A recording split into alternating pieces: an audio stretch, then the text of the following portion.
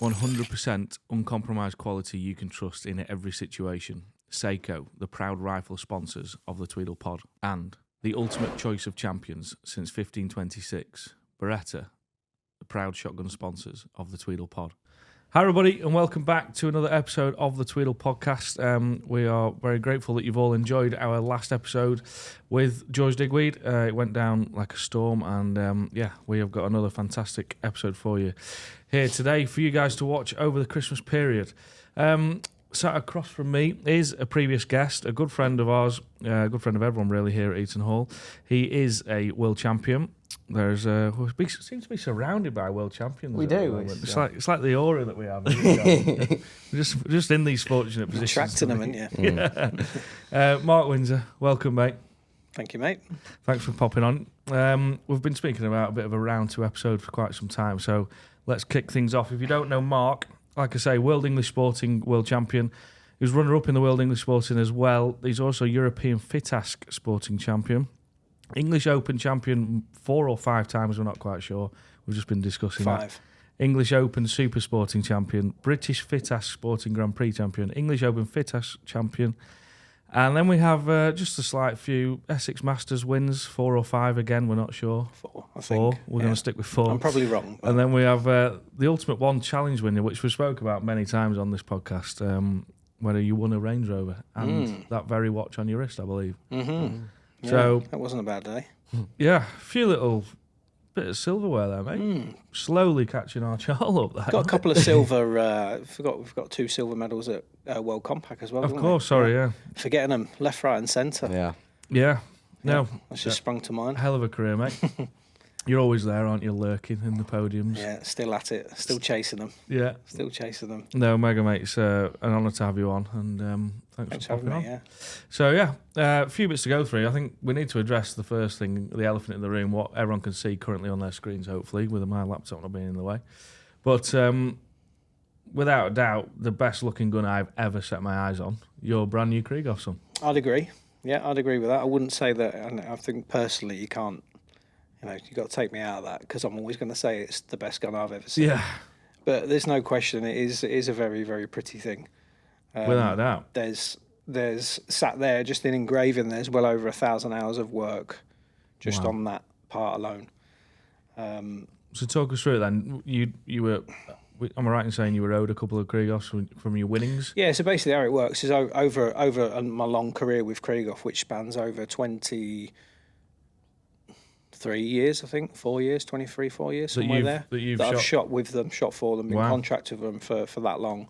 So how it works with Krieghoff is you're contracted 5 years every time, and when you sign a new contract, you get a gun. Secondly, on that, if you win world or European titles, you get a gun also.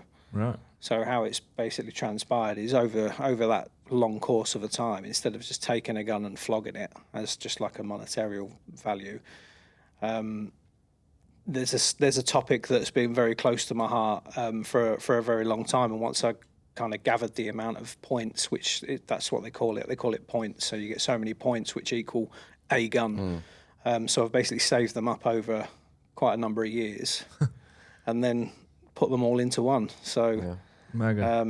And there it is. I mean, if people, I don't know what angle people can see it at, but three or four sides to it. It's just, you cannot get bored of looking at it.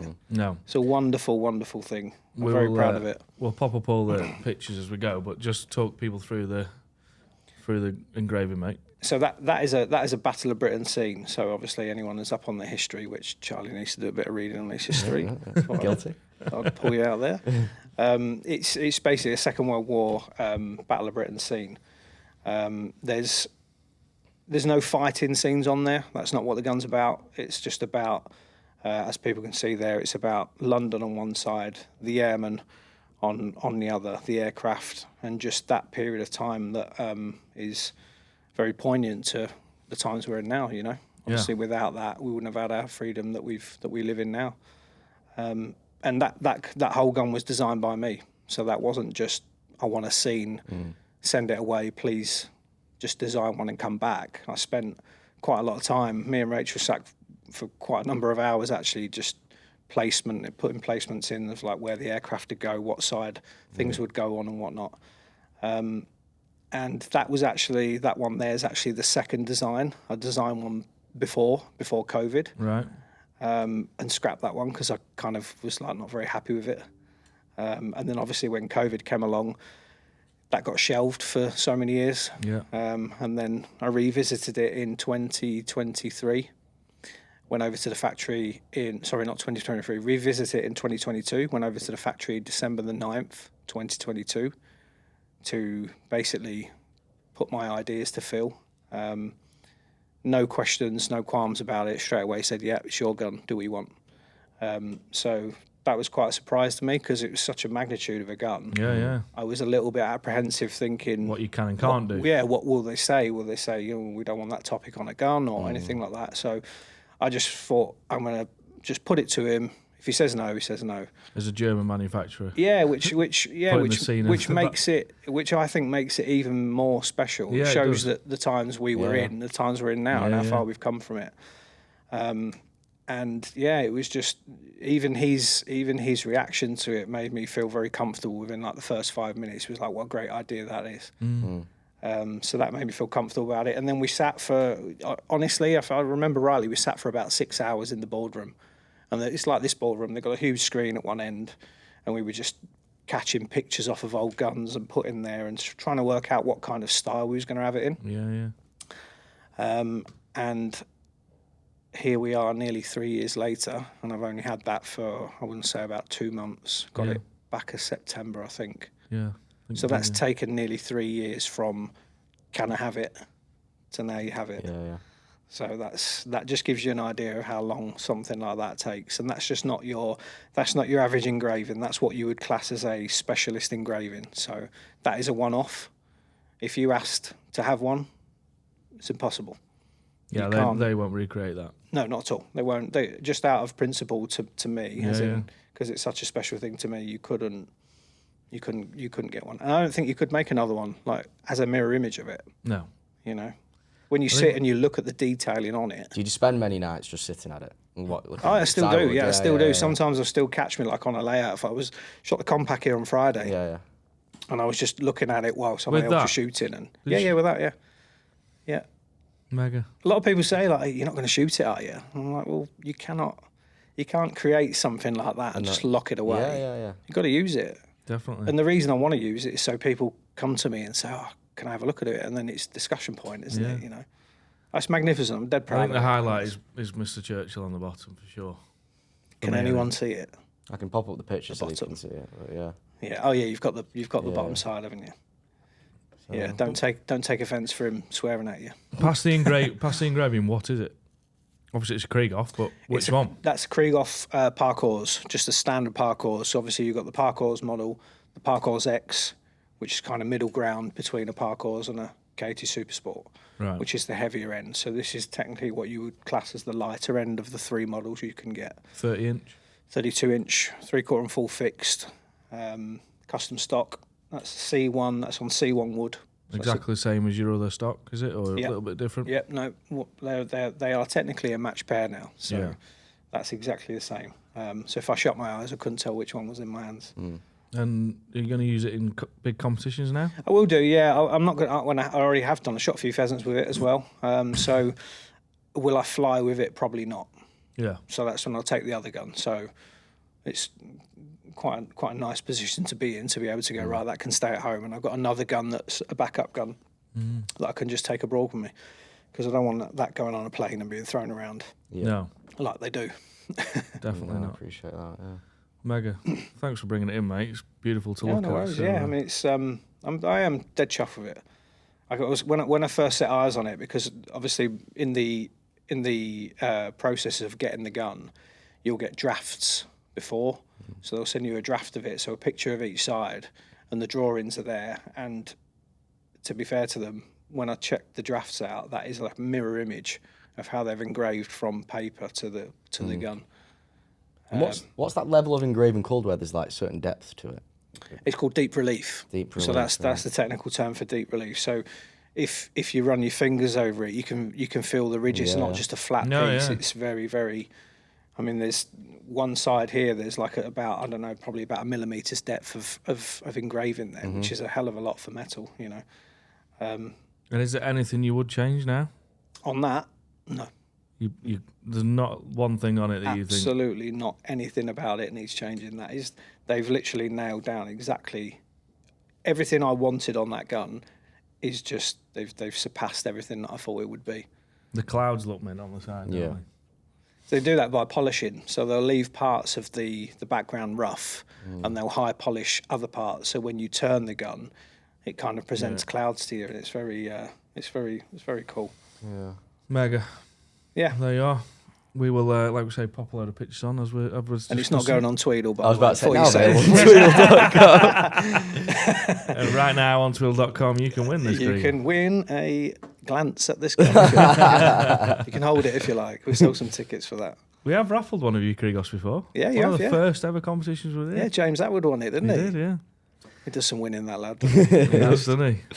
Yeah, no, that was a few years ago, Sam, wasn't it? 5 years ago, that, mate. Yeah. Never, was it? Yeah. And we took the pictures at Dave's house on his driveway, and I look about 5 stone lighter than I do now. But these things happen to you, don't they? Probably I do as well, to be fair. Right, mate. Obviously, you have been on before, but let's just have a quick run through. So, origin and journey. How did Mark first get into clay shooting, and what got you hooked so early on? Complete accident. So how I got into it was complete accident. So my dad's friend was a shooter. I don't know in what capacity. I think he just knocked around, shot a few pigeons, bit of clay shooting just on the side. And it was a I'll never forget. It was a Tuesday evening before school. So I was 11 years old or 10. Don't quote me on that, somewhere there. And he came home and he said, right, tomorrow, he said, you fancy a day off school?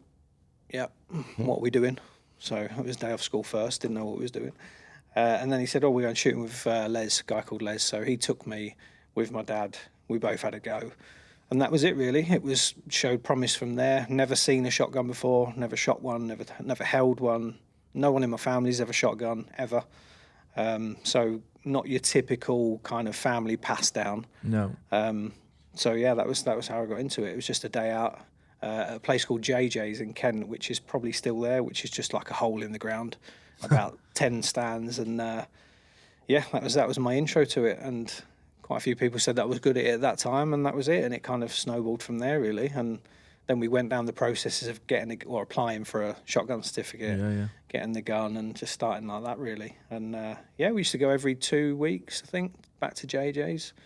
And then, like anything, when you get into an industry, you start meeting people, don't you? And they say, right, there's other grounds. I didn't even realise there was other grounds. Yeah. So we would sort of push other cartridges, there's other guns. Yeah, lots of other stuff started rolling in. So we used to circulate in the southeast, really. So we would go from like deepest, darkest Kent to a place called Detlin, which was called Abbey Shooting Ground, which George and everybody used to frequent quite regularly. Then you had another one called Caterham and Horn and Southdown, and they was all in that southeast area, you see. So once we started to sort of broaden our horizons and search about a little bit for different grounds, they were the places that I used to go to.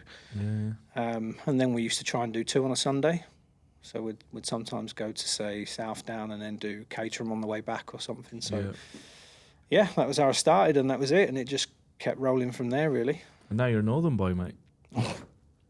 Apparently. I'm told I'll never be accepted. So, was there ever a point where you sort of realised that you could do this at world-class level? I never really give it a thought, if I'm honest with you, Sam. It was just a case of that was my hobby of a weekend.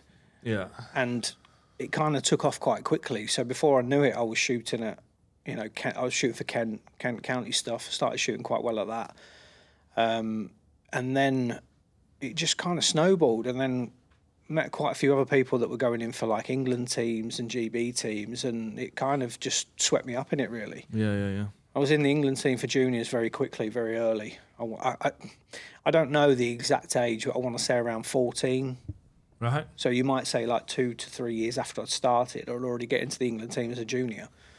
So that was it, really. And that was, once you're in those sort of circles, if you like, it just swept me up in it. And here I am 20 odd so years later, still doing it. Never ever had a break from it at all. Just carried on all the way through. So. And what did your training look like like when you started, so you're in the England team at 14, say, were you training, what did your training look like then compared to what it looks like now? It was non-existent.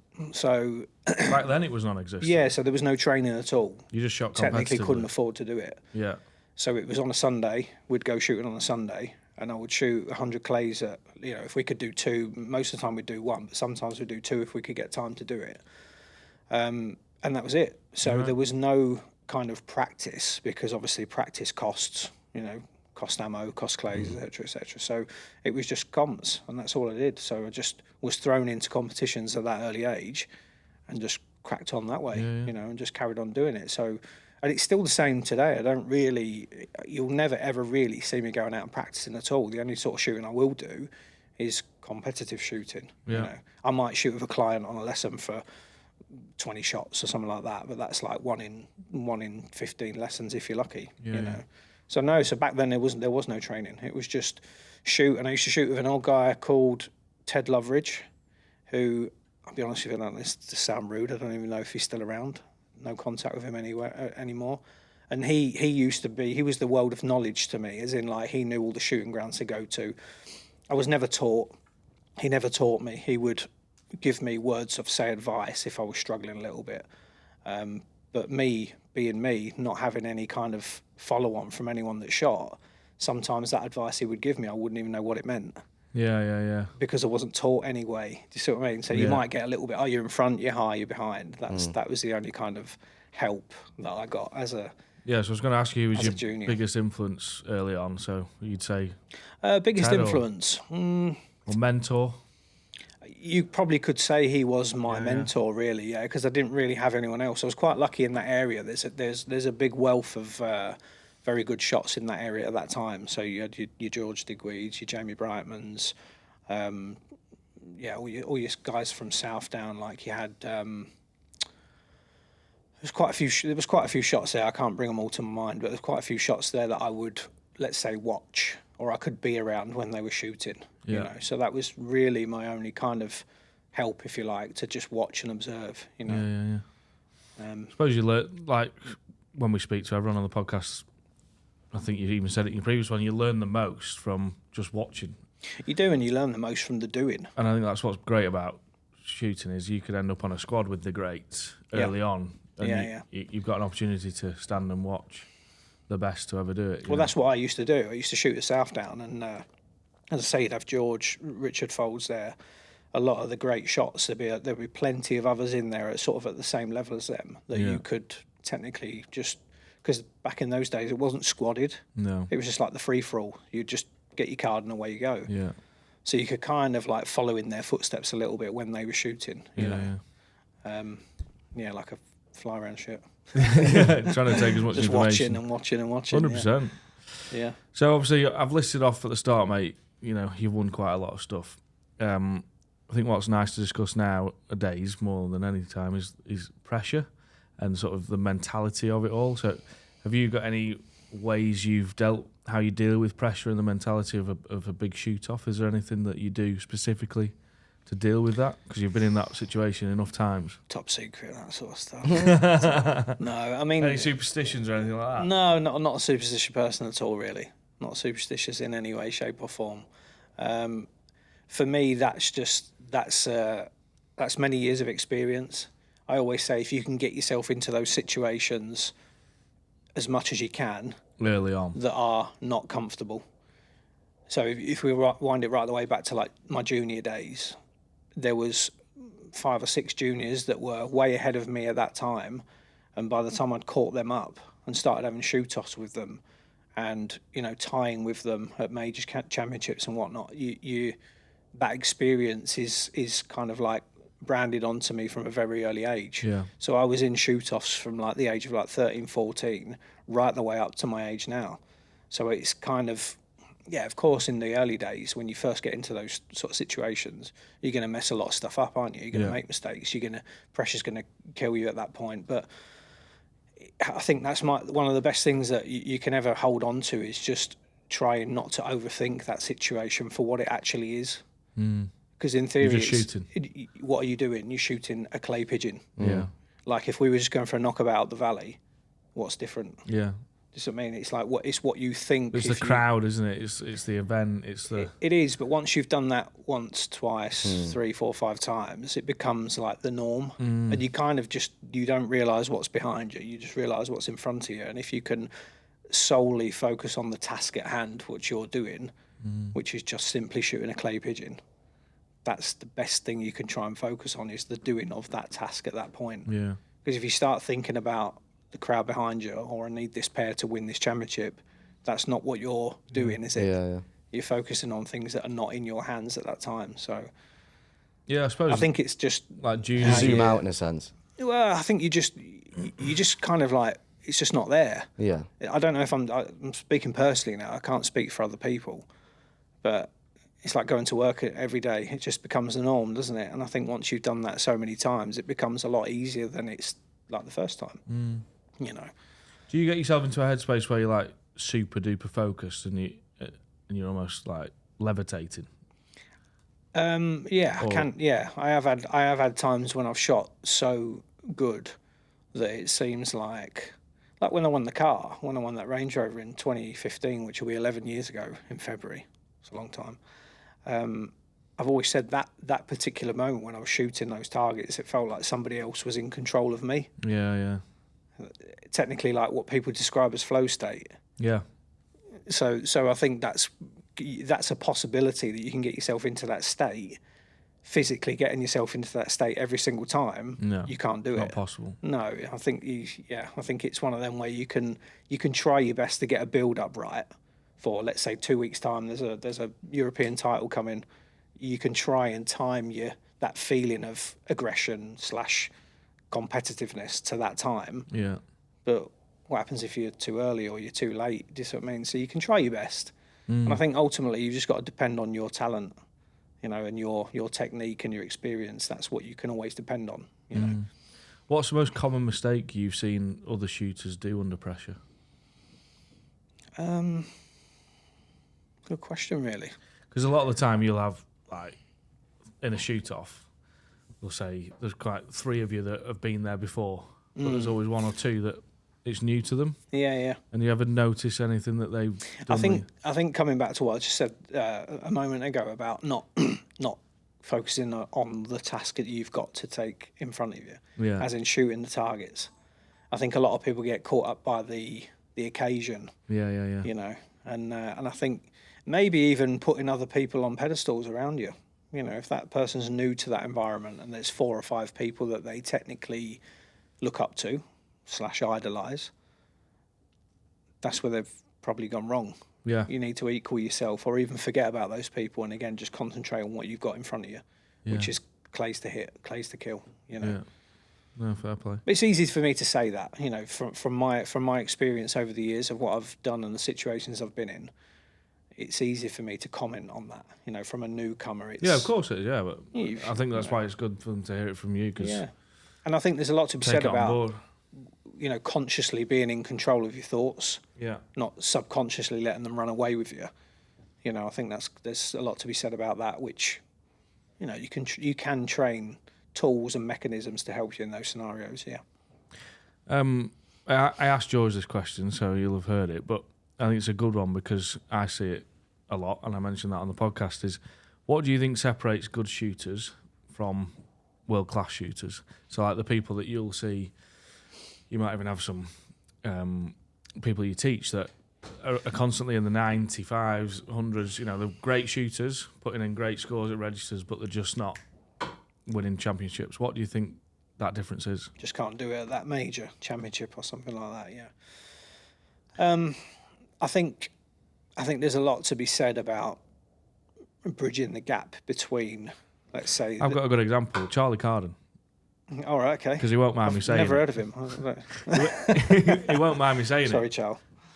He won't mind me saying it because he admits it. But like, he'll be consistently good, and then it'll come to a major, and he's like, wheels come off, or not wheels come off, but stuff gets in his head, I reckon. He's not going to like me saying that, is he? God. Sorry, Charles. No, but I think, you know, using him as an example, you know, we've all seen it. He's a very, very good shot. Yeah. Very good shot, can shoot. I think secondly, to to bridge, as I say, to bridge the gap between somebody who's, let's say, I don't want this to sound like elitist, but I'm just going to use this word because it's top of my mind, elite shooters to incredibly talented, very good shots. Why is there a gap between them? I think it's the case of you have to get used to the plateau, what I call the plateau. Yeah. So the plateau is your journey from your first time shooting, saying 35 out of 100, to, let's fast forward, 7-8 years later, you're shooting 89s, 90s, then you hit that 93, 4 area. I'm just roughly chucking numbers out. But you can't get to that 97, 98 where everyone else is. There's 5, 6 other people that are there, and then there's that spot under. I think what you have to get used to the fact that you think about how many targets are between, say, 2 targets at the top level is like 20 at a mid-level. Yeah. So in theory, you've got to get used to getting very, very close for a long time and being patient that you're going to stay there for maybe 2 or 3 years. And some people can't handle that plateau of being there for that long. What will your mind start telling you? Start giving up. Don't think I just probably ain't as good as them.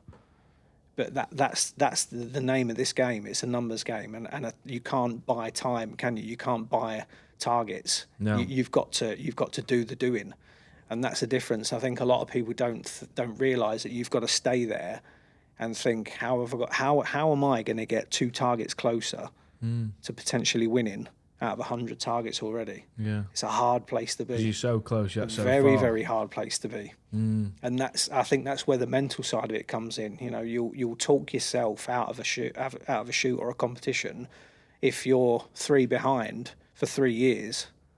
That's a long time to be behind, isn't it? If you want to do the winning part, well, I'm probably just not good enough. Yeah, and once or twice and it'll then all you go click. backwards. Yeah, exactly. And you know, I think there's a lot to be said about that. People think that. Did you spend time in that era? Oh yeah. Well, in theory, if you think about so let's wind right the way back then. So when I was, let's say that 15, 16 age, roughly, there's quite a few of them that don't shoot anymore. There's your Michael Simpsons, Tom Berry, probably people you've never even heard of. Yeah. There was a few really, really good shots back then that were dominating the juniors, and I was second best all the time, right. You know, until I spent the 3 or 4 years until I started equaling them. So from a young age, you might say that I was doing a lot of that already, you know, that competing and coming 4th out of, you know, 10 really good shots nationally, and then you might get a 3rd place, and then you might get a 2nd place, and then you get that win. That win might not come for another 2 years again. No. But it's the trying that you need to... you remember how good it felt. So you just keep exactly. going. Yeah. And it's effort. It's clay shooting. That's why I think clay shooting as a sport is probably one of the most difficult sports you could ever take part in. Yeah. You know. How much of elite clay shooting do you think is mental, and how much do you think is physical in terms of discipline? Percentage-wise? Well, no, let's say not physical, but skill versus mental. You know what I mean? I think you get your clay shooting skills quite quickly. It's when you hit that bracket of can I hit them all? You know, what are you thinking when you're 7, 8 stands in, you ain't missed any, and you're on for that 99 or that 98 that you've never had. You know, the shooting part of it is quite easy, really, isn't it? In theory, shooting most clays is quite a simple task. So I would say it's 80% mental, you know, in theory. Yeah, it's funny like I've never personally had that feeling, but when you are Keep trying. When you're 8 or 9 stands in and you've not missed one, it must. How the hell do you deal with that? Look at Compact. Compact's your best example of that. So, when I was tied with James Atwood in 2023, I think, Compact, when he won the world, me and him shot off for it. He beat me in the shoot off. We was 199 each at the end of the 4 days. Fuck. I had 1 second barrel all week, and so I was 100 and I think I missed my 187th target on the last day, on the last layout. So technically I was 175 birds straight going into day 4. It's like you haven't missed one. Unbelievable. So that being able to deal with that is quite a big thing. You know, because 90% of people would get so far and be like, I can't handle this. On day 2, it'll collapse. Yeah. But I think that's when you come back to, I can't speak for other people, but what helps me through those situations is just not wandering off from the task that I'm doing, which is simply what have I got in front of me? An incomer. I know how to shoot incomers. I've got a left to right crosser followed by a right to left looper. I've shot hundreds of thousands of these targets in my life. Don't do anything different than when you usually do. Yeah. It's just keeping yourself in that moment and not thinking this target's for a world championship, or if I shoot 25 straight, I've probably beat him. Yeah. All those thoughts, it's learning to be able to sieve them out and just concentrate on the task in hand. How do you deal with that? Like when that competition, for example, on day 3 when you're going to bed and you've not missed one, what are you thinking? I don't even think about it. It's like learning to leave that on the range is a big skill for me. Once that last shot is fired and you've shot 170 or 150 straight and you've got tomorrow to be able to shoot 50 straight to win it, because that's what you need to do at Compact. I think it just comes from a lot of life lessons in shooting as well. So there's been multiple times that I have been in situations similar to that. There's one that sticks in my mind from, I think I would have been 17, 18, somewhere around that age. And there used to be a competition called Fedicat Sporting, which they used to hold at West London Shooting Ground. And that was a 2-day event, Saturday, Sunday. And on the first day, Michael Simpson had shot a 90, I believe, in the juniors. And there was a £1,000 high gun up when I was 17 years old. A lot of money. And that's like, what, 2-3 grand now at least. Sound old saying that, don't I? And I knew the score before. Like, I walked into the clubhouse, we booked on, that number was on the board, couldn't help but glance at it. I was like, I've seen it now. And I went out and I was rattling with nerves, thinking, how am I going to shoot a 90? I don't think I've ever shot a 90 yet. And, of course I would have done if I was 18. But anyway, I've gone out on the course. On the first 2 stands, I dropped 9 targets. Flipping It was either the first 2 or 3, and it was a 12 or 13 stand shoot. And I straightened the rest. For 91. And won the £1,000. Unbelievable. And I still to this day could not tell you how I did it. Nothing changed in me. I didn't think, right, come on, pep yourself up. You need these. Yeah. I just got on with what I was doing. Just shot every target, come target by target, and just got through it. And that's happened quite a few times in my career of shooting. And I think that was like an early lesson. What way you started off bad and just... Yeah, just had a crap start at the beginning and just towed it all the way to the end and thought, right, I suppose let's it's a get better it. way to do it mentally. It then is. after stand 1 or 2, if you've messed a few up, you've nothing to lose then. It is, yeah. Do you know what I mean? Yeah. And I Whereas think if that you're perfect from the start, you...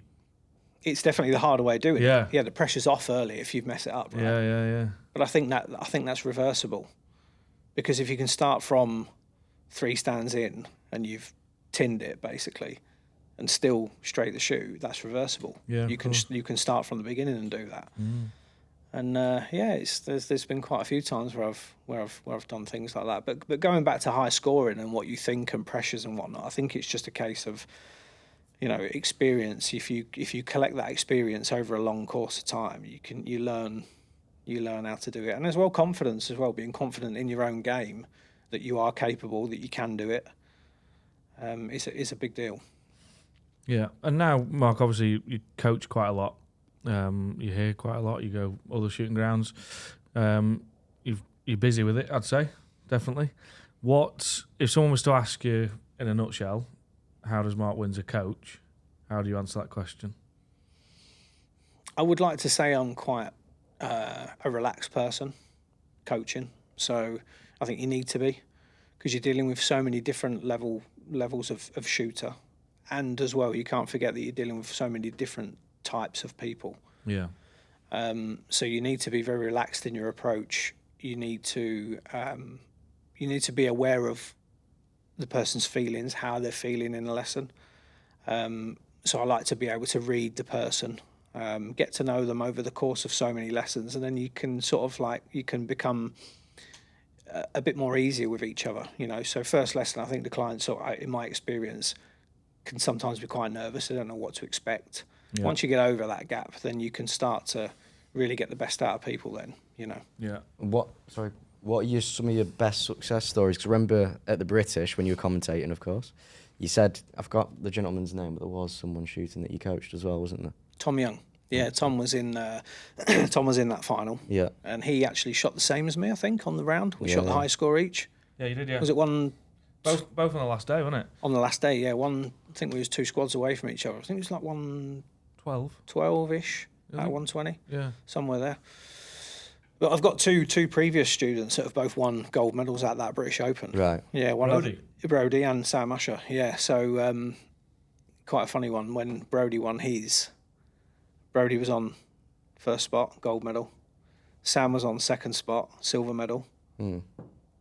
Yours truly was on third spot. So I got smashed by 2 previous clients. And then Sam, bless him, went on to win the British Open the year after. Right. So yeah, I mean that's one that always sticks in my mind. But I've had multiple clients that have got in GB teams, England teams, and won various bits and pieces. So What's the first thing you look for when you're working with a new client? as in what I'm As looking in, like, for, their as in- tech. I don't know. I suppose obviously you've said about getting to know them, the thoughts and feelings and everything. But I suppose as a shooter, when you see them mount a gun, when you see them shoot the first target, what are you looking for? First thing I'm looking for is obviously their stance and their style, if you like. If they're let's say they're fairly experienced. I think quite a lot of people forget that there's so much conversation about gun fit, about method, technique, so on and so forth. People forget about the body, because this is the single most important part of shooting, not that. No. It's how you stand, how you feet. mount the gun, your feet, the position your body's in before you mount the gun and whatnot. There's a lot to be said about that, and I think that can sometimes be overlooked. So much talk about gun fit this, gun fit that, and I'm not being funny or anything. If you can't stand properly or get yourself in a position to mount the gun properly, gun fit will not get you out of any bad situation at all. You're still going to miss as good. So that I'm very thorough when it comes to people's stance and how they stand and how they move. So that's what I'm looking for. Should I say then when they first start shooting is how their body's moving, the balance. It's easy to spot a bad stance, isn't it? Oh, 100%. Like, see it a mile off. You can drive around here and see 50, 60 people shooting, and you can see very, very different styles of shooting. Yeah. Some good, some meat, and some really bad. There's a few like videos that you see online of people shooting game, and they've not moved their feet the whole drive. Yeah. And you're just like, come on. Yeah, you got to get yourself in that position for that target, for your body to be 100% supple, if you like, to shoot that target, that bird at that position. Yeah. And that doesn't come from that. That comes from your body position. So, look, when it comes to getting somebody to a point where they can start hitting clays regularly, there's a lot, as in consistently, there's a hell of a lot that goes into that. So much that goes into it. Forget your swing throughs, pull-aways, maintain leads, whatever you use. Forget that. That all comes last. Yeah, that was a question I was going to ask next, which pretty much covered it. How important is gun fit compared to technique? But I suppose gun fit's worth nothing if your technique isn't right. Correct, yeah. There's no point even considering gun fit unless that person is standing as close to perfect as they possibly can. Then you would look at gun fit after. Then you would look at technique with gun fit as you go forward through to talking about methods and whatnot and all the other bits and pieces that come with it. On that then, 'cause like now gun fit is so popular to go and get a custom stock, whereas years ago it was never even a thing. And you see some phenomenal shooters that they just have out the shop stocks. Yeah. Some of the best game shots I know, they shoot Miracus that they've picked up out the shop. And how do you think people can read into it a bit too much nowadays? I think they can. I'll be honest on that aspect of gun fit. I think you can overdo it. I think you can look for something. Think about it. January through to December, is your body the same? No, mate. I know yours certainly isn't. I put on 3 stone every season.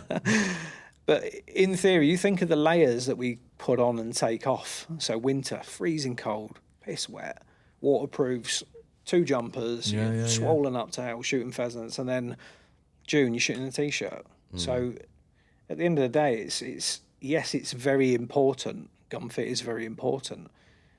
it's. I think, as I say before, if your technique and your stance and style is very good, I think that's when most people can pick up a various different amount of guns and shoot them to a good degree. When it comes to your own gun, then that's when it becomes a little bit more in depth, for sure. Yeah, to get it to a point. And there is, I mean, that gun that gun, the measurements on that gun and the dimensions are very, very. It's very new compared to my old one.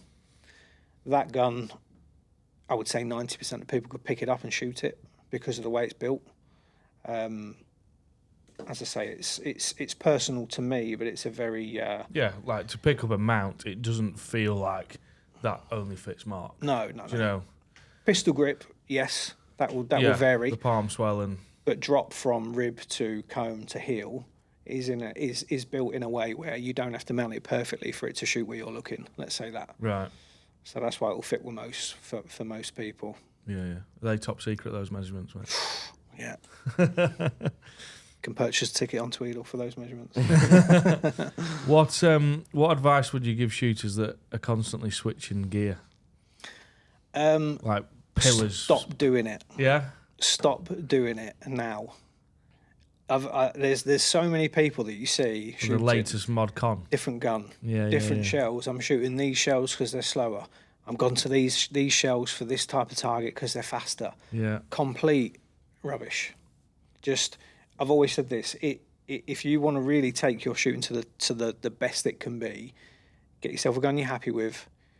Get yourself cartridges you're happy with. Yeah, chokes are a matter of opinion. Like, do you need 3/4 and full? No, probably not. That's just one of my things that I like to do. Just find kit that works for you and then build on that. Because I can tell you now, when I miss, it's got nothing to do with that there. It's me, isn't it? And I think I see it so much when people buy the latest model of gun, which is not very good for you guys as a gun shop, so I should be careful what I'm saying. No, but on the whole, I think there's a lot to be said about getting that piece of kit set for you. Getting your ammo set, and that's it, and just learning to shoot it. There's a reason why I've been with Krieghoff for 20 so many years and Game Bore for nearly 15. Is because I believe in them. Same stuff. I don't need anything else. They are the best in my eyes. They're the best that I can have in my hands, and that's it. That's completely happy for me. I mean, I'm not interested in. You see it, don't you? People moving around different gun brands and whatnot, signing with them. It's just, for me, that's not. I'm a very loyal person in that respect, and I believe that gun there is the best in the world, and that's it. And so I will never ever need to shoot another gun in my lifetime. I suppose, like you say, you've only got yourself to blame if you're so used to your equipment all the time. Exactly, the kit doesn't miss. That's it, then you're going to have to be stuck with your silver pigeon. It's one of them. I'm not bothered. I'm happy. No point changing, mate. Are you happy? Oh, I love the Pidge. You love the Pidge. The Pidge loves me and I love the Pidge. And that's it. That's all you need. Exactly. Yeah. An old fancy pantsy with his new Parazzi coming. I know. Tomorrow they come. Yeah. I can't wait for the day where you take him on that skeet layout and you smash him with the Pidge. Yeah, I'm looking forward to it as well. I purposely will not show up in case that happens. So yeah, probably. Charlie will be recording when it happens. About 6 days from now, Mike, I will be shooting probably my Miracle still at Let Wedding Off because I don't want to shoot my Parazzis because I don't want to change my equipment. But we'll see. Well, that was shooting game the other day at a very famous pheasant shoot in Yorkshire called Jervo. Nice. One of my favourite shoots. And it started raining, and about 10% from the end of the drive, I put it away because I didn't want it to get wet. Too right. Got some stick for that one. Yeah, I don't blame you, mate. We're going straight in the slip. Yeah. Mark, one question that I keep forgetting to ask people, and people keep messaging me saying, "Why didn't you ask him this?" How do you shoot, and how do you see lead? If you see lead, like if you were to explain how you shoot your style, what is it? It's a 50-50 mixture of swing through / pull away with a tiny little bit of maintain lead in there slightly. So a bit of all sorts. Yeah, I think it has to be because on different targets, on various different speed, angles, and distances. So how I read targets is nothing really to do with distances. So my way of looking at things is speed first, angle second, distance last. Okay. A lot of people get that wrong way round. They go distance, like 50 yard to me is the same as 30 yard. The only difference is the speed and angle between that. So the 30 yard target may need double the amount of lead that a 50 yard target needs, if that makes sense, with Depending on the angle. regarding speed and angle. So how I shoot is I try and look at the speed, look at the angle. Distance will come into it last, depending on how much speed and angle I see, without that sounding too technical. And then I'll pull forward the method that I feel that suits that specific target, which could be swing through, could be pull away, could be a spot shot to get rid of a bird quickly, like in a fast impair or something like that. Yeah. So I don't think there's one set way of shooting, personally speaking. Again, I feel like I'm very good at reading a situation where where it's best suited to use a certain method for that certain target. And do you read game birds the same as you would a clay? Or is your style of game shooting different? The bones of it are similar, because again, I like to keep things as simple as possible. If there's a 40-yard straight-driven standard clay target going over me, am I going to shoot it different to a straight flying 40-yard pheasant going straight over me? No. It's a moving target to me. Obviously, birds and clays fly very differently, of course. So one's speeding up, one's slowing down. And they have the will to outwit us, don't they? If they see you move and they veer off, a clay's not going to do that. So there's various different things that go into the two different worlds. But generally speaking, the bones of the shot, or how I'm going to take the shot, is 95% the same. And do you coach your clients the way that you'll shoot, or how do you go around that?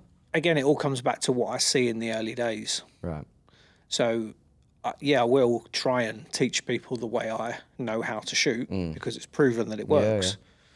Not everybody shoots the same. Not everybody sees speed, angle, distance the same. You might shoot a target a lot faster than I do, and he might shoot it a lot slower than both of us. So you can't teach one way to suit all people. Right. You have to chop and change it slightly to various different people. You think of the various different ages that we'll come across. So you've got older clients, 60 plus, and youngsters at like 15, 20 years old that are like super sharp, super quick. Those two areas, if you like, couldn't be further away from each other, could they? So they can't shoot the same. So then you have to chop and change it slightly in regard to timings, of where someone might kill the bird there.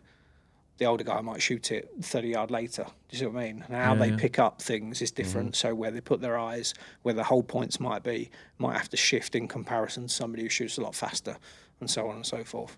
So you have to be good at, and I think that comes back to what I said earlier about you have to be good at reading the person, understanding the person, how they shoot, what their style's like, and then cater that to how they shoot.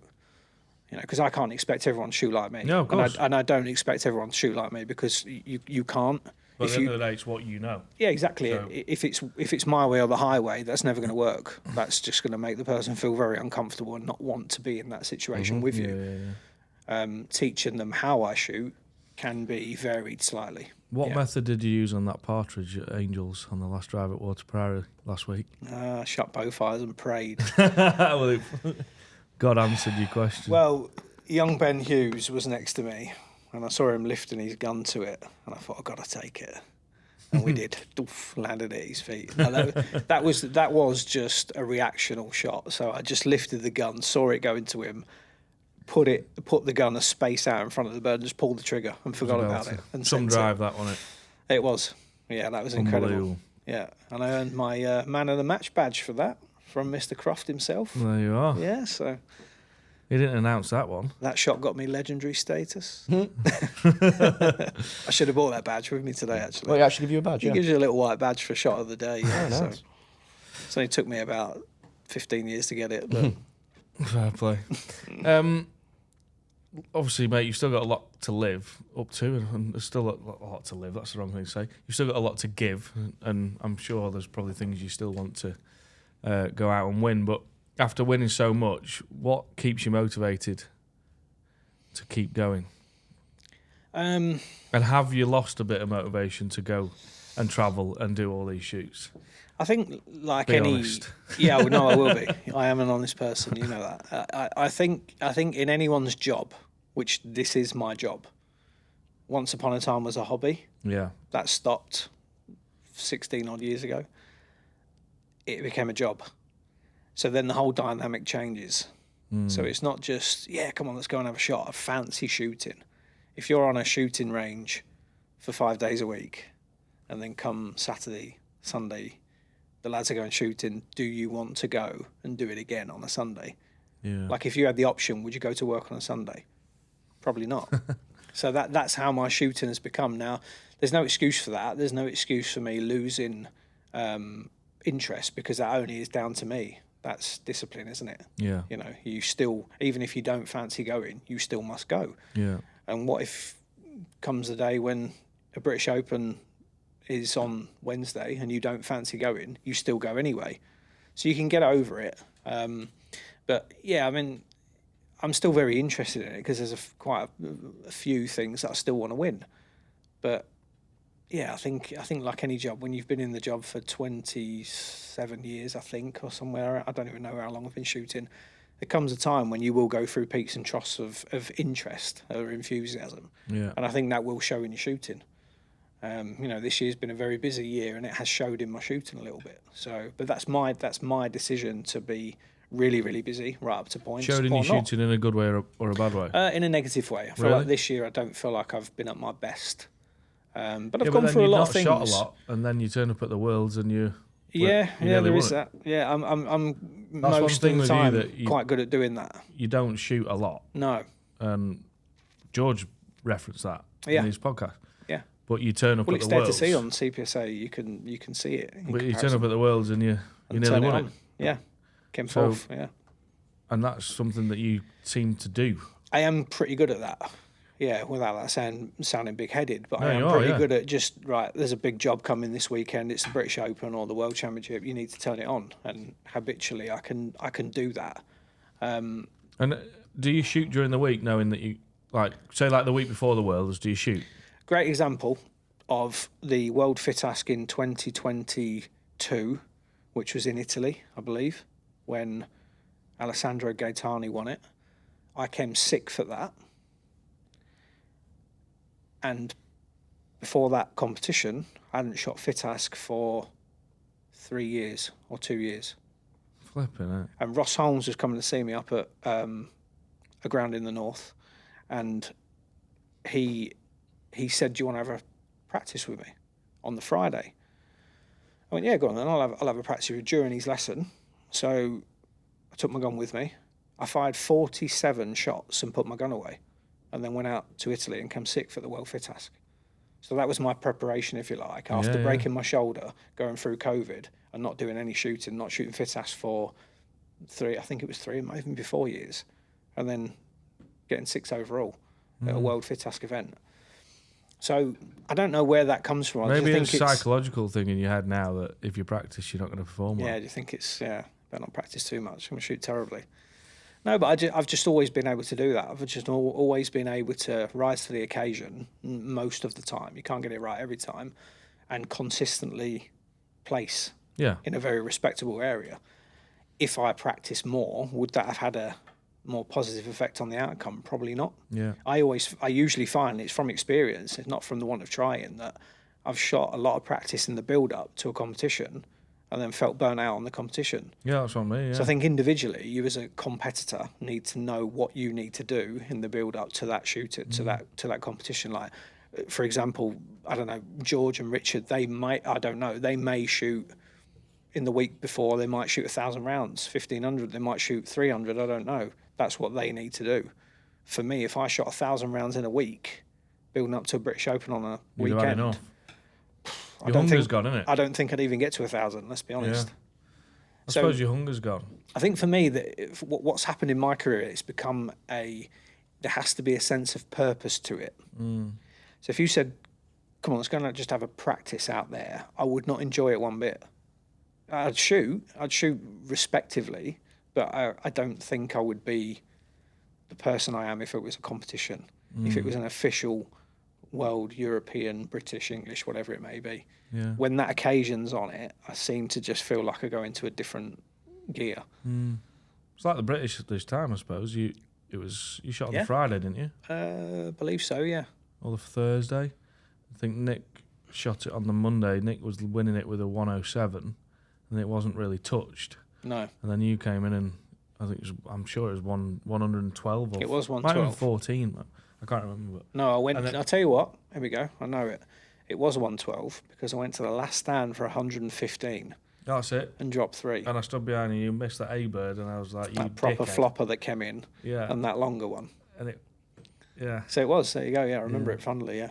Well, I don't remember it And fondly. then it but led to us doing the best commentating in shooting. I sports right enjoyed doing that. history. How good was it? Yeah. So when I'm over the hill, when I'm a has been, well, I think that's what we could probably Yeah. look at doing, couldn't we? Face for the radio, Little Charles. Joe. I've already booked it for Top Gun, our big competition this year. Have you? Well, hopefully I won't be commentating with you. Hopefully I'll be winning. Well, I something. know, yeah. Hopefully you've got a chance of winning 180 grand. Mm. 100, 220 if you win the overall prize. But if Monstrous you're not, amount. mate, come and sit with me. You're going to will call me up, are you? you? Yeah. Who do I send the invoice to? Let's speak to Sid about that. Yeah, just on that, quick plug mid podcast. On the 5th of January, our bookings will be open for Top Gun, which is going to be held here at Eaton Hall. If you've not heard of it, 6th of June, we are hosting our own competition called Top Gun. And yeah, sporting and sport trap, get involved. There's a grand prize, or the prize pot is 402,000 quid, Mark. So yeah, big money to be earned, and it's going to be a mega event. so- £180,000 if you straight the layout. Yeah. Plus the high gun, which is 40 grand, yeah. So let's say that you do win both, Yeah, and you win the 220. £220,000. That's just never a strong point for me. That technically is the biggest. That will be the biggest prize ever won. Yeah, Will it not? that was the whole idea. Yeah, So, 220 grand. From yeah. our sort of, we've researched what's been won and what hasn't, and certainly in the UK. Yeah. So, Oof. yeah, Top Gun. Best get that silver pigeon out, Charles. I know, mate. Yeah. Well, you've got a great opportunity because C-Class will... I've actually got C-Class the money in front of me. Yeah. So what was it? C-Class first place would get £5 grand. Yeah, so every I'm not even first classified place. yet, but Maybe you got a little bit of time to get You practicing. get classified on the day. oh right. You don't have to be a CPSA registered shooter as well. So anyone that's So I'm going to turn up in a skirt, makeup, the lot. anyone that's a casual shooter can enter for a bit of fun. Yeah. Yeah. 100%. Check it out. It goes live to the to Eaton Hall members beforehand, but the 5th of January for the rest of the world, as it were. So Yeah. you're getting booked on, Mark? Yeah. Oh, you already are I booked believe on. I'm already on. Yeah, you are. Which is which is a good thing. Mark, best advice you've ever received and who gave it to you? Oof. Caught me off guard with that one. Good one, that, isn't it? Best advice I've ever. And who gave it to you? Don't eat yellow snow. Yeah, don't piss north. That's a good question, that. I'll have to come back to that one. Yeah, all right. Keep Yeah, I'll it, have keep to it come in back the to back that of the one. I mind. don't know what I'd have to do a bit of thinking. Have you got a myth about clay shooting that you'd love to debunk? About clay shooting. Yeah, I think we need to get over this this myth of the danger of a gun. It's like it causes so much problem in the shooting industry, if that makes sense. Like, I could load that gun, lean it up in that corner, and it could sit for 500 years as long as nobody touches it. What's dangerous about that? Yeah. You know, it's like there's people out there you could do more damage with your hands. You know, it's like I think we need to get over the fact that it's a sport that we play. You know, and it's a very enjoyable sport. It's a very safe sport. One of the safest sports you could play. And when you walk around, you see people's safety of gun handling at competitions. It's impeccable. Yeah. You know, and the respect for guns, everything's just done in a real safe manner. So that'd be one thing I'd like to try and change about it. Yeah, about the myth of the gun Yeah. topic. You know. It's funny because like when you're in it, like we are, you just take it for granted. Like, of course it's safe. Then when you actually remove yourself from it and think about it, I've never been around an incident with a shotgun, and I've been around shotguns my whole life. Yeah, me too. And touch wood, we've never had a problem here. We've never had a problem out shooting on on game days, and we do a lot of it. Yeah. You know, and you very, very rarely hear of it. I remember, God, I must have been 14, but I remember being in the pub after beating on my dad's estate, and the lads were talking about how someone had shot a fence post close by, and it was like a big thing at the time. It was like, bloody hell, you know. But still no one was injured. Yeah, but I remember it vividly because they were talking about it as if it was a big deal. Because but you just don't hear about it. That person, whoever that was that had that accident, would have loaded the gun in a safe direction. You know, maybe it was a malfunction or something like that. So fair play to him. Put the gun in a safe direction, close it. Yeah. If anything did happen, there's plenty more fence posts out there. You know, Exactly. and I think that just is ingrained into you from the get-go. I mean, I'll never forget when I first started handling guns, how strict the people that I was around were with us, you know, for the first 6 or 8 weeks. You know, just showing you the ropes, if you like, of the safety of how to load a gun, how to carry it, when you close it, put it in the slip, open, then close it once it's already in the slip, and vice versa when it comes out, and just the general, and that's just ingrained into us, isn't it? Yeah. It's very safe, and I thought it would be good to see people's perception of guns changed, if you like. You know? That's one thing I've noticed, obviously, coming into the industry. Everyone's basically like perspective on it in terms of, because I've been taught a lot, everyone's trying to teach me as well. Yeah. They're very like quickly on it if I'm doing anything wrong ever. Yeah, and it's our job. It's our job to communicate that with each other. I think it's fair to we say can make mistakes. At the start, you were probably a bit like, all right, mate, I know what you're on about. But I didn't have a clue what you're on about, but yeah. No, but you're probably a bit like, all right, mate, Yeah. you know, a bit like, I know what I'm doing sort of thing. But it is right, like, you cannot be taught enough about gun safety, and you were so new to it. And I feel like it's sorry, go on. No.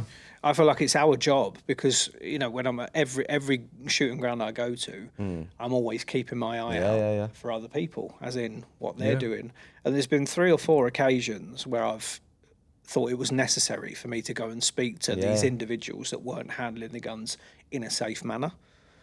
They wasn't doing anything terribly dangerous, but that kind of blasé behaviour leads to bigger or bigger potential for accidents, doesn't it? So 3 or 4 times I've gone to people and spoke to them, and a couple of times I've had frosty responses. Responses to it. And I think that's where us as an industry, if you are doing something slightly wrong and somebody says, hey mate, just be careful, just, you know, don't open your gun that way or whatever, you need to be receiving that in the right way and not giving a kickback to people as why is he telling me that, you know? No, should be appreciative. It's just within our sport, it's delicate, and we need to make sure we look out for each other.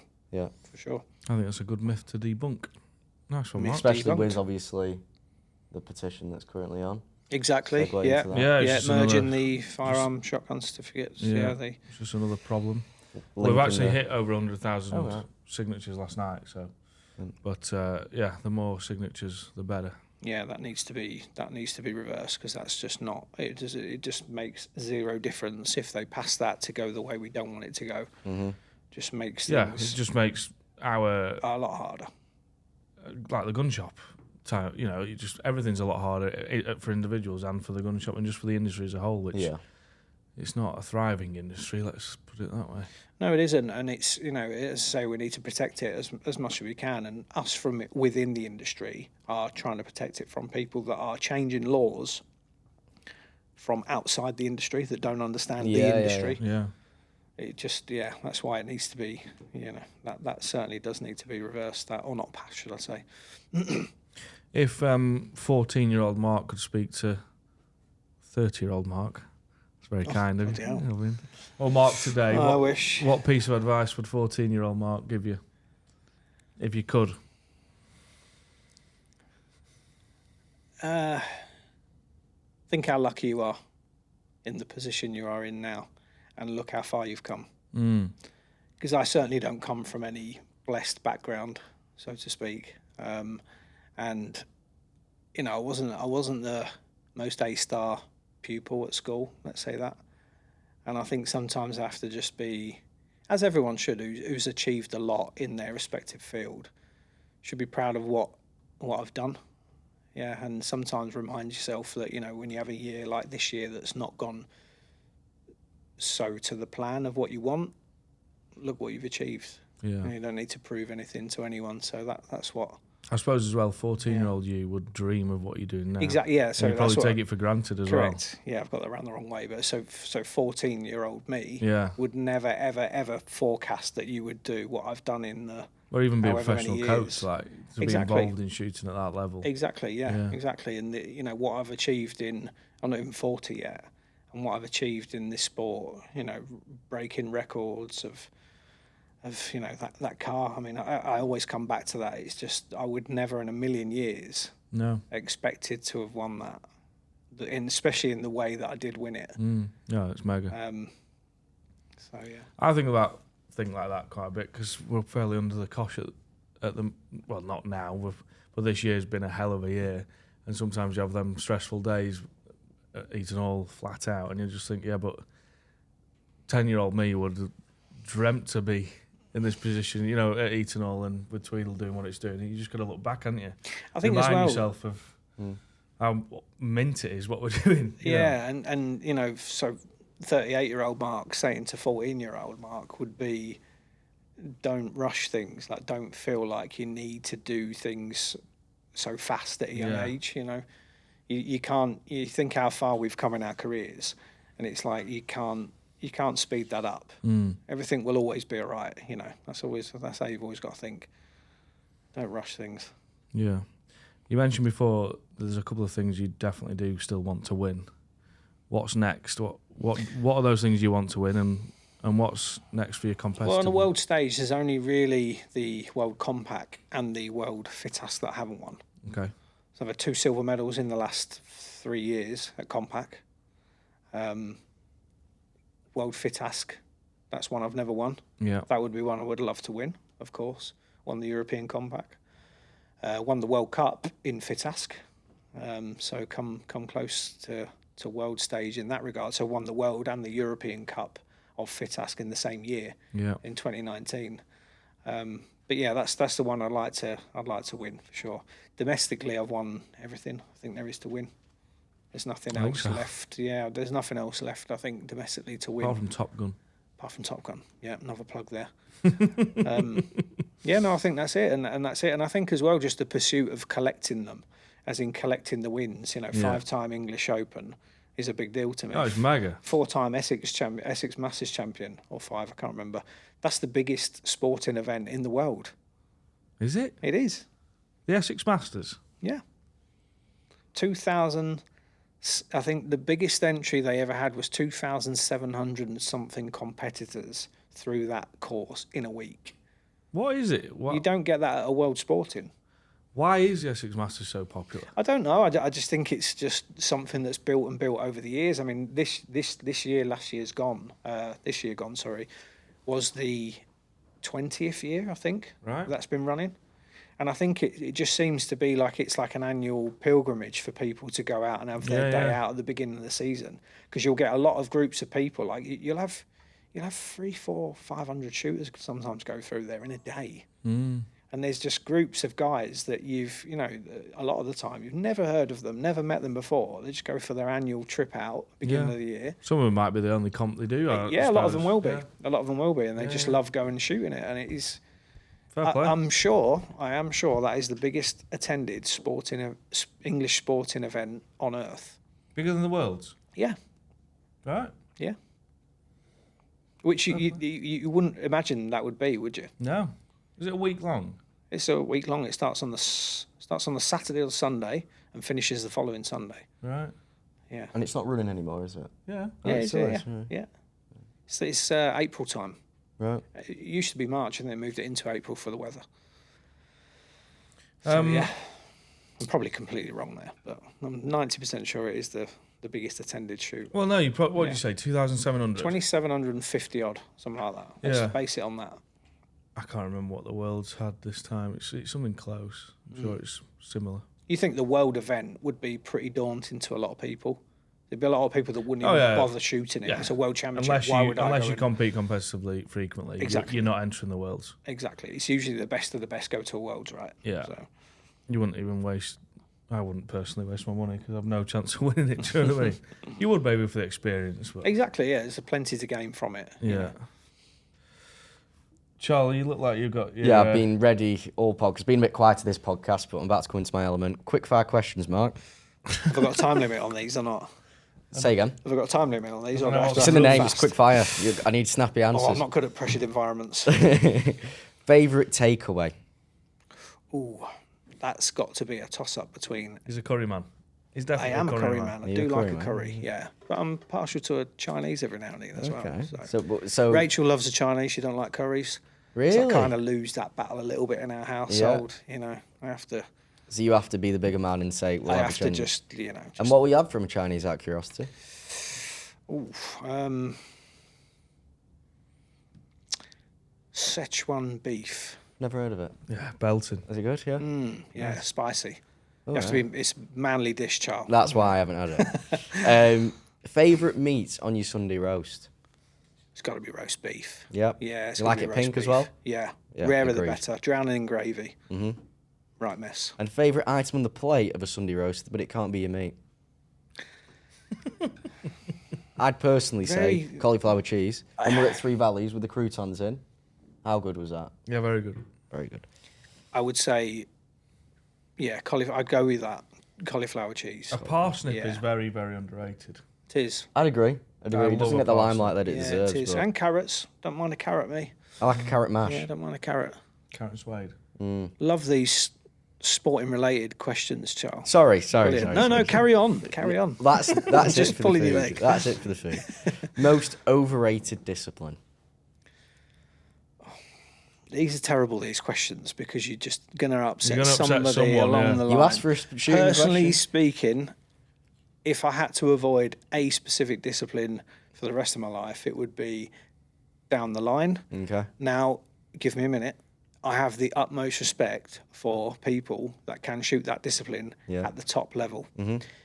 That is even higher scoring than compact. Yeah. And the pressure that them boys have on their shoulders to not even second barrel a target when they might have flown all the way to New Zealand to shoot it, Yeah. that's a big deal to me. That's so I have the utmost respect for people But you don't that get shoot personal that. enjoyment out of it. For me, I every time I go and shoot an all-round competition, which is down the line, ABT, sporting and skeet, 9 times out of 10, if I shoot a 99, you can guess what bird I've missed. It'll be a straight DTL bird. So Right. I can't get myself going for that discipline. Okay. Much respect to all the DTL shooters out there. Sorry if I've offended you. Most underrated discipline. Underrated. I think compact. Yeah. I think compact, yeah. It's kind of took a bit of a, it's really took off in the last, say, 5-6 years. It's always been a thing. Of course, compact's been around for a long time. But mainly for me, certainly personally, it was always sporting and fit-ass sporting. It's Now, very popular now, isn't it? it is, yeah. And it's a very, I think it's underrated in the way of you're not going to see difficult targets. Of course, you can get difficult compacts, but you're not going to see difficult targets in a way of what people perceive difficult targets as in a 50, 60-yard Batu. And that's what I find it so appealing in a way of it's a very good test of your overall game of reading targets and be able to hit them and not missing any because clearly, as you've just seen, and we had a conversation earlier about James Atwood's percentage in compact. Yeah. His average is 99 point. He missed 5 out of... He shot 545 out of 550. Yeah, this year. He's missed 5 out of 550 targets. Cracking. So that's on par with like DTL scores. Yeah, you know. yeah. It's like compact is a very, very interesting game. So yeah, I think that's underrated for the moment. That wasn't quickfire, can I just say? Sorry. I know. I should have really picked up on that, shouldn't That's I? me waffling. Sorry. That's all right. Start again, compact. Then finally, your favourite ground to coach at? You can't ask him that, sat here. You can, of course you can. No, because I know the answer. You I do hope know I the know the answer. answer anyway. You answer it for me, Charles. Eton Hall shooting ground. Well done. Thank you. That doesn't work. Oh, that was doesn't good. work. He's made you make the answer. I like that. Tactician there. No, generally speaking, for facilities, people, as in staff, targets, sheer size and variety, Yep. it is a teaching, shooting mecca. And you can bring your rifle down as well if you're going to shoot half a day smashing clays. You were having a shot in there before, weren't you? Yeah, I had a quick go while I've got my rifle here, yeah. And it's just, it ticks all the boxes you would need in a shooting ground. So sorry, I'm ruining your quickfire again. No, not at all. So No, it's no, it's all right. It's okay we now. let you waffle. It's okay now. Certain topics you can waffle, mate. Yeah. But yeah, that's it for the quickfire questions. Thanks for participating. It's been a pleasure to have you participate at these quickfire questions today. No problem. I thought you'd have more, Charles, to be fair. I know he is lacking on the quick. I don't have a lot of depth, if I'm honest. But I think you're a dark horse. Favorite alcoholic drink? And Nice. are you much of a boozer?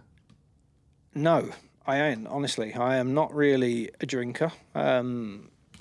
Favorite drink would be a nice bottle of red wine. Yeah, With your Sunday roast? once a week. With your roast beef? Yeah, with my roast beef on a Sunday. Yeah, I rate that. Or a shoot day, pre-shoot day dinner or something like that. Yeah, but no, I'm not a boozer. No, never have been really. No.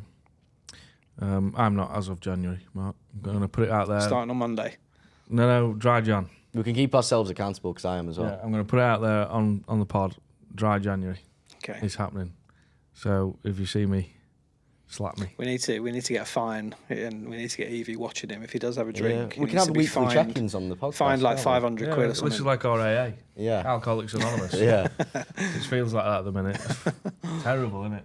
Starting after You Christmas. turn into a right little No, schmoozer, mate. it's just what's a He's schmoozer? the You're age, just isn't he? always on it out in Manchester on the old champers and that. I don't drink champagne.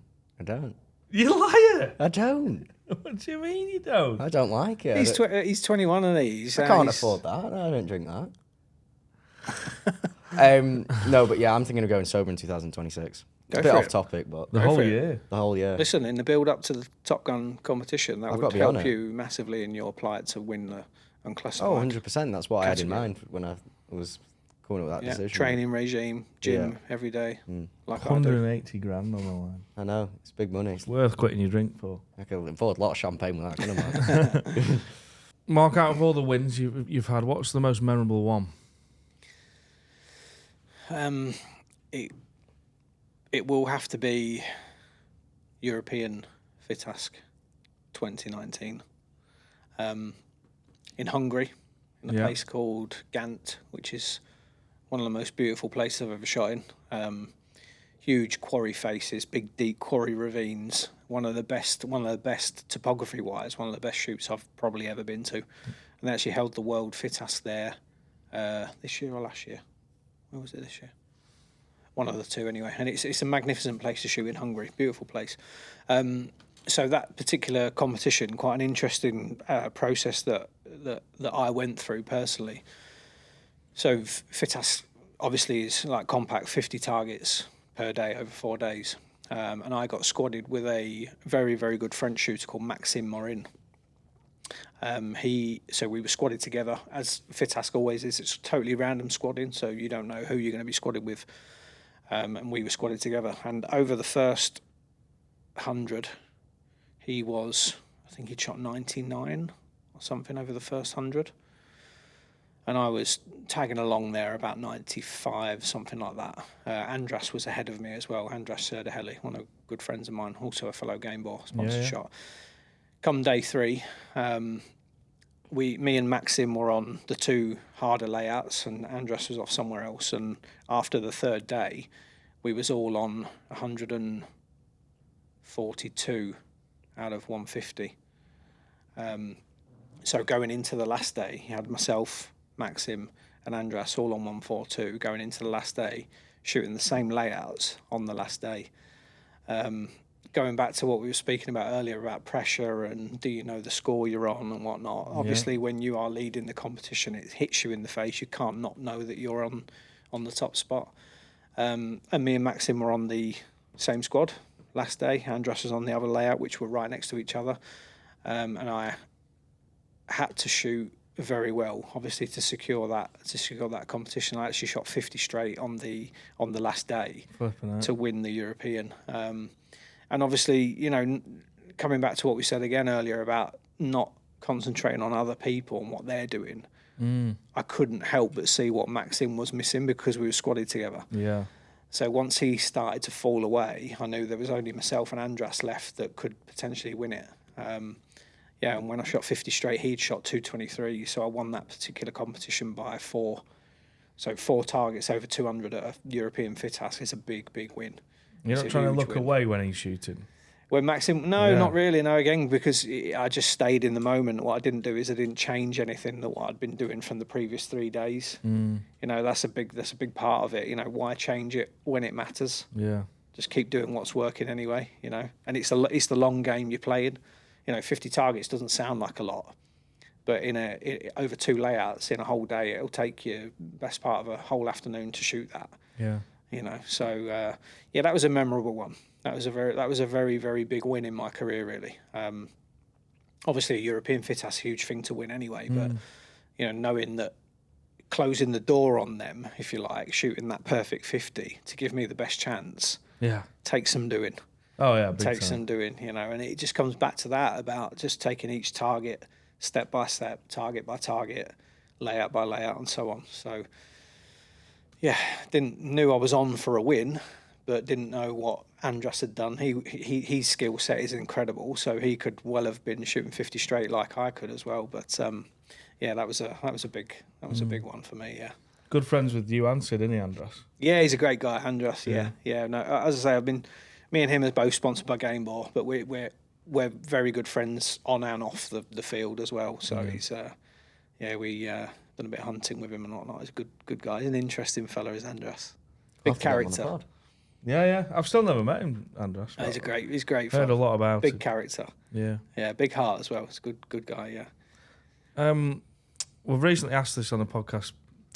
If you had to get a team together to go and win a gold medal, and this can be UK shooters and rest of the world, 5 people, who are you picking, Mark? Should we start with rest of the world? Is it rest of the world team? We'll do 2, yeah. Best of the world. Yeah, and that can include UK, and then we'll do UK separate. And this is like, say you're putting a team together for any discipline, it's your choice of what. Okay, for the best all-round shots. Yeah. Okay. Derek Main would be the first one to go in. That guy's incredible. Like, he's just one of the best all-round shotgunners you'll ever see shoot. Of course, Richard Folds has got to be in there. Yeah. Just an incredible shooter, massive experience. That's 2. Charles Bardot, probably, always a very big hitter in the shooting world. Always consistent. And from the UK, got Richard, haven't we? I'd probably throw Bastien Havard in there as well. Yeah. Yeah, another Frenchman. Good friend of mine as well. Nice guy, but just an incredible shot. Always very consistent. So that says a lot about world talent, doesn't it? How good the French are now. You know, they've always been great shots, but they've just got a huge pool of shooters now that they can pick from that are very, very good. You know, as I say, there's so many you could pick from, but they're the first that come to the front of my head. Is that 4 or 5? 5, wasn't it? That was 4. Oh, was that 4? Do you need 5? Yeah, 5. Ah, okay. Just because of how good he is and has been in the last few years, I'd throw James in there. James Atwood. Yeah. No Digweed? You can't do that. I'm just curious. I'm genuinely curious. No, I wouldn't put George in there. No, no, I wouldn't. Because if you look at the people I've selected, we're talking about now. Oh, current. We're on about current. Yeah, it's like to win a medal now. Oh, I get that. All right, okay. Yeah, like they're all of them are young guys, very talented. Yeah. Not saying George is over the hill. No, yeah. Because he certainly isn't. Look at what he done. 2 world championships in when he was a veteran, was it? All right. Yeah. So still very, but that's who I would pick. Yeah. No, yeah. UK only. Am I allowed in it or not? No. Not allowed in it. UK only.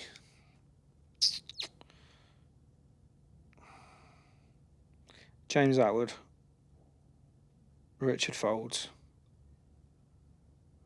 Phil Gray. 4 or 5? 5. 5. James Atwood, Phil Gray, Richard Folds. Richard Bunning's a very, very good one to throw in there. Yeah.